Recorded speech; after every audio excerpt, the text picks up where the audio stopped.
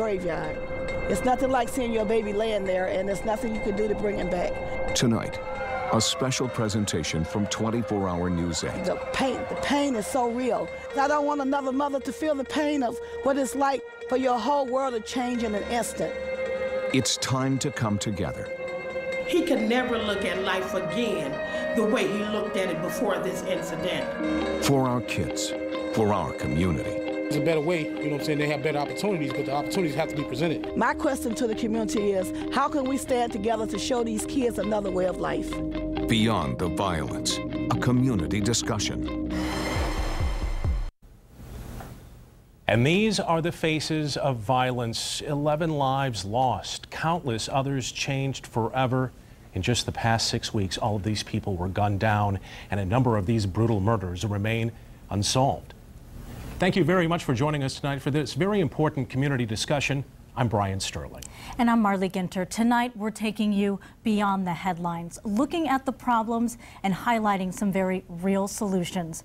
We're bringing together those touched by violence, those who survived it, and those fighting to stop it. In studio tonight, we have the mayor and police chief of Grand Rapids, police chiefs from surrounding cities, state police, the sheriff's department, school leaders, grieving mothers, former gang members, and a host of community organizations, all to weigh in on the issues. And we're bringing this to you because this isn't just a Grand Rapids problem. In fact, it goes far beyond. A lot of the bloodshed is happening on the streets of our inner city, yes, but we're seeing it spread, radiating out to the neighborhoods you may know, touching the places and the people where you live.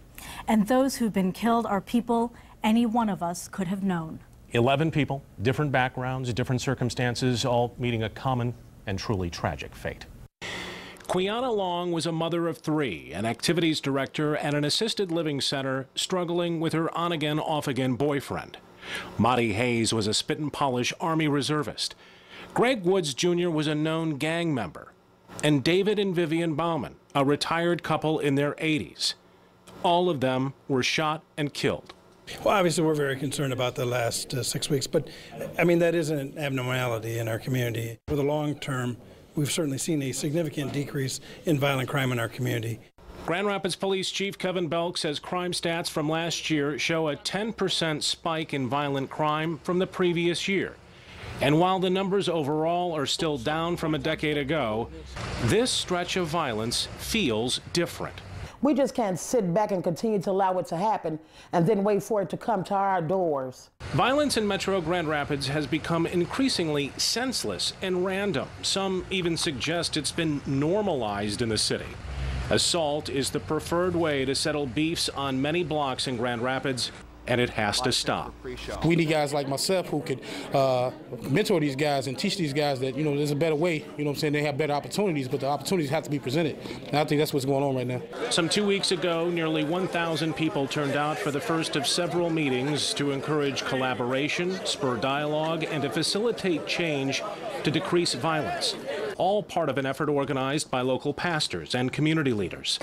Neighbors say they're ready to make something happen. Because right now, the parenting skills are not there, and they need to be there. I have 2 children, 26 and 28, and I was a parent.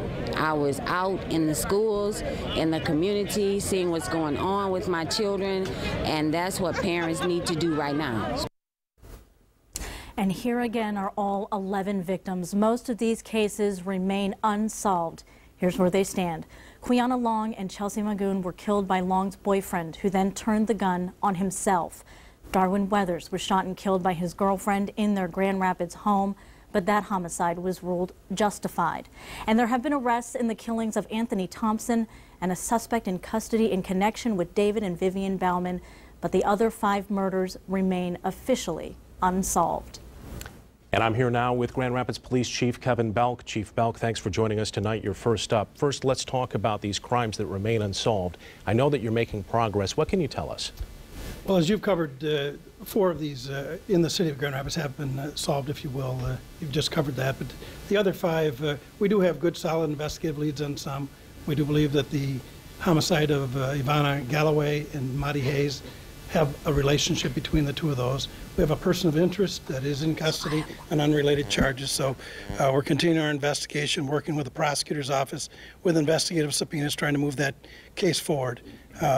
We also have the incident on Dickinson involving Jason Cherry that we believe is a drug-related robbery. And we have persons of interest in that case as well that are in custody, also on unrelated charges. So some good investigative leads on those. The incident on Neeland involving Craig Woods, yes. We have some leads, limited, and our investigators are working, making progress. The incident involving Robin Johnson Griggs, we have very little to go on. But with all of these cases, I would certainly ask anyone in the community that has information on these to please contact the Police Department or Sound Observer. But again, our investigators are working very diligently, putting in a tremendous number of hours. It is the top priority for our department, and it's going to remain that.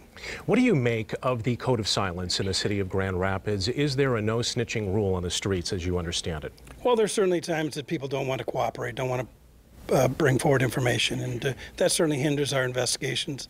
That's one of the reasons we use the investigative subpoena powers, so that we can put people under oath. We can compel them to come in and speak with our investigators. But it does hinder our investigations. We often have people that should know what's going on, and they just refuse to provide that information. And quickly, what about this relatively new phenomenon of people settling their differences, their beefs, with guns? Well, I think you got to remember that if you look over the long term, our community is far safer. We have far fewer assaults. Obviously, this last 6 months or 6 weeks has been an abnormality in our community, and I don't think it's indicative of the long-term progress that we've made. So, but I'm certainly very concerned with the number of guns, not just in our community, but there have been very high-profile crimes around the country, and obviously something we remain very concerned about. Chief Kevin Belk with Grand Rapids Police. Chief, thank you for that. We want to let you know, as you listen to this conversation tonight and this discussion, you're being engaged. We're asking you to get involved wherever you are tonight. You can be part of that conversation on Facebook and by tweeting at woodtv.com. Or at Wood TV, I should say. And we will tell you a little later how your social media questions will become part of this event tonight. We're streaming this meeting live at woodtv.com right now, and we'll continue that studio discussion past 8 if you want to stay with us on the web. And now we want to focus on our kids and the problems they face as some of the root causes of violence in our communities. We want to explore how a culture of violence and code of silence are only adding to the deaths in and around Grand Rapids. One man, Marshawn Peoples, knows all too well the hopelessness some youngsters face. He was shot in the head by a teen at a Kentwood event that he had organized, a safe haven to keep kids out of trouble. We were with him as he went back to that building for the first time since being shot just over a year ago. I remember it like it was yesterday. Everything was going fine at first. Police found 33 shell casings on these premises. After I got shot, I more was like, okay, what is my purpose? Memories. Memories just flooding back. Yeah. What's going on, D? Appreciate you, man. He's saying he's worried about you guys. It's a reaction. We don't know what could have happened if they had got through those doors.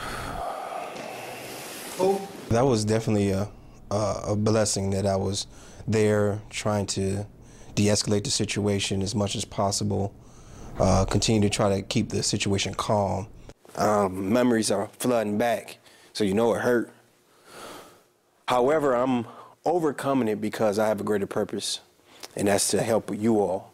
How can I steer your anger, steer your frustration, steer your fear towards something more positive that will benefit you instead of destroy you? It's not you against us, it's let's all embrace one another and let's help each other so that this violence can stop.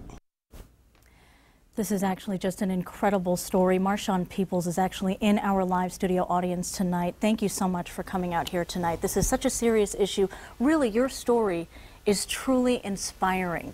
Now, when this all happened, how have you been able to cope with this? Prayer,